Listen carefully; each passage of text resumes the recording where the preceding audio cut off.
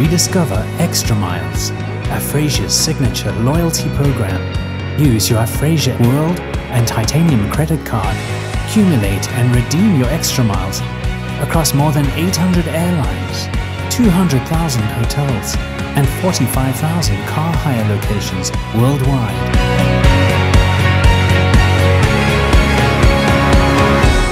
Afrasia, bank different.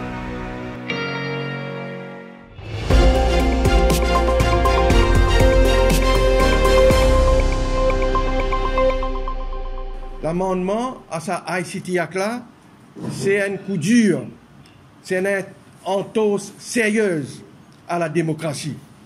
C'est une dérive totalitaire, nous pas pour mâcher nos mots. Annoyance, inconvenience, comment vous devez connaître.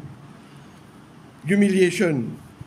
Quand il introduit sa qualité de terme et clause là, il est clair qu'il alors là rend possible plus facilement la poursuite de l'internaute, même s'il pas dans l'intention vraiment de cause du tort à la personne.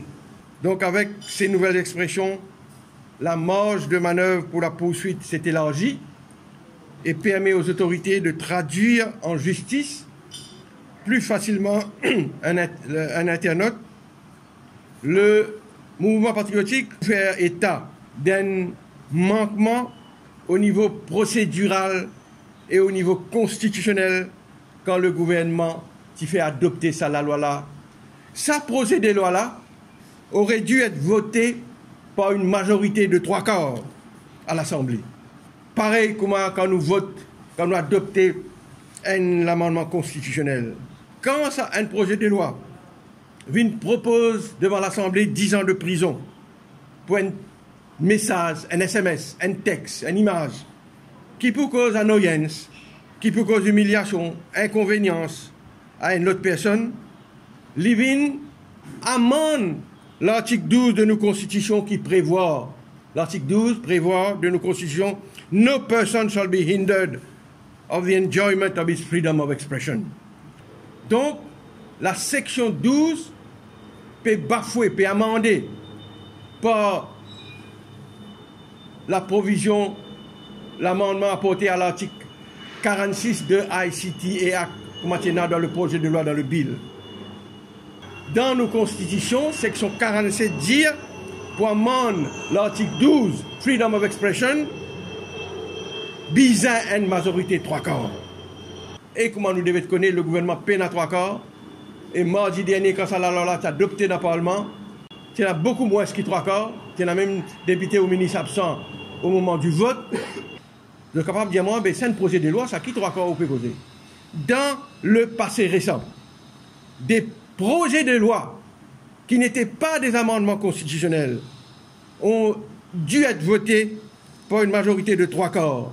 Parce que précisément, le contenu, la portée, le bearing, le retombé de ce projet de loi qui m'ont dit qui étaient là, qui tous qui affectaient une clause fondamentale de nos constitutions et qui obligeaient obligatoirement à amender par une vote de 3/4. C'était le cas dans la loi Badin. Tu te rappelles la loi Badin? Good Governance and Integrity Bill, tu votes pas 3/4 ça. Pour un bill venisse sans sa clause qui me recherche, c'est Democratic State, sa bill là, l'Ibiza voté par un référendum, passe devant un référendum, et l'Ibiza voté at the final voting par tout membre de l'Assemblée. La République de Maurice est une république démocratique et souveraine. Tout projet de loi ayant pour objectif à déformer le caractère démocratique de nos sociétés ou à changer la nature fondamentalement démocratique de nos pays. Maintenant, quand le gouvernement vient avec un projet de loi pour sévir contre quelqu'un, qu'il soit un internaute ou bien un politicien, un opposant politique, parce que ce message, ce communication, ce SMS is likely to cause annoyance, inconvenience, à ça l'autre personne-là, cette provision vient déformer la nature démocratique de notre pays. Parce qu'il est le rôle des journalistes dans nos pays, de politiciens, de opposants. Tous les jours, nous pouvons dénoncer, nous pouvons exposer, nous pouvons critiquer ceux au pouvoir. Et tout ce man critique qui nous fait là, tout ce man dénonciation qui nous fait là, ont évidemment le but de causer annoyance.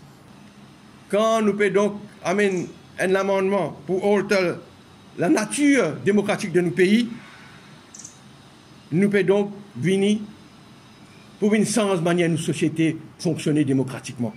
C'est pour cette raison que le MP, pour soutenir toute démarche de n'importe quelle fausse progressiste, de saisir la Cour suprême pour qu'il soit projet de loi-là déclaré anticonstitutionnel et nul et non avenu.